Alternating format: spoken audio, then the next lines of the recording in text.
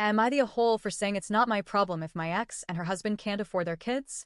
Hey, I, 30M, have been dealing with a long, complicated situation with my ex-wife.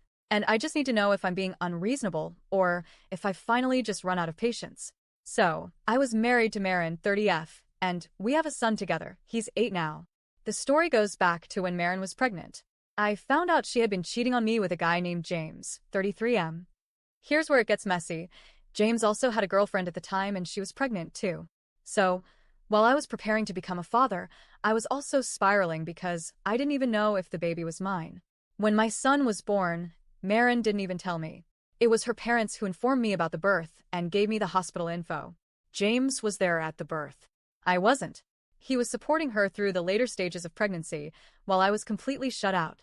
I had to go through the courts just to get a DNA test, which thankfully proved I was the biological father. Because I was still legally her husband at the time, that actually worked in my favor when it came to filing for custody. The paternity result also allowed our divorce to proceed. Now, while all this drama was unfolding, James ended up with full custody of his daughter from his previous relationship. Then, not long after, he and Marin had another child together. So, at this point, they were raising 3 kids: James' daughter, our son, shared custody, and their baby girl. A couple years later, they added 2 more kids to the mix. That's 5 kids in total, none of whom, besides our son, I have any legal or moral responsibility for. Things between Marin and me were toxic even before the custody battle. But about 3.5 years ago, things reached a breaking point.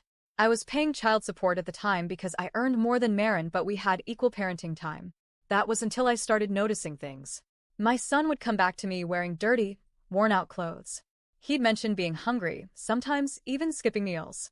I kept records, brought it to court, and eventually, I was granted primary custody. Marin's custody was reduced to every other weekend. The court also ordered her to pay a small amount of child support. Not much, because she doesn't earn much, but she rarely pays it. Her excuse is always the same: we can't afford it. I don't press the issue, because I can financially support my son without her. I just want him to be okay. My son is now in therapy. There's been a lot of instability in his young life.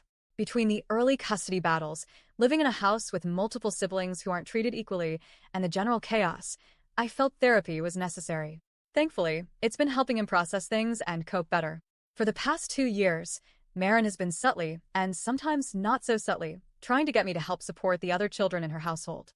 Specifically, she asks every year if I can buy extra school supplies, not just for our son, but also for James' daughter and their other kids. I've always ignored these requests. I make sure my son is fully prepared for school and occasionally donate to his class when the teacher sends a list. But I have never bought anything for Marin and James' other children.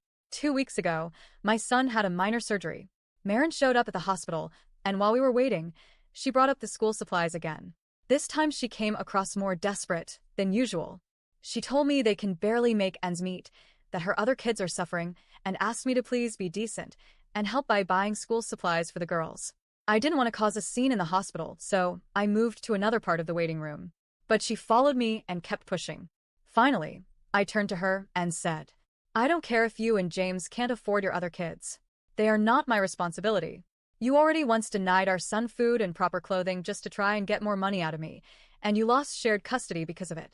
My priority is, and always will be, my son, not the kids you keep having." She didn't say anything else at the time, but she's since sent me a flood of messages through our court-ordered co-parenting app. She's called me cold, selfish, heartless, and said I'm not a good father because a good father would teach his son to care for his siblings.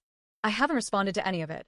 My lawyer is aware of the messages and advised me to keep ignoring them unless it becomes legally relevant. As for Marin's visitation, unfortunately, that's locked in for now. As long as there's no active CPS case and my son doesn't refuse to go when he's older, she'll continue to get her alternate weekends. I won't lie, it hurts that she's trying to paint me as a bad father when I've done everything to protect and care for our son.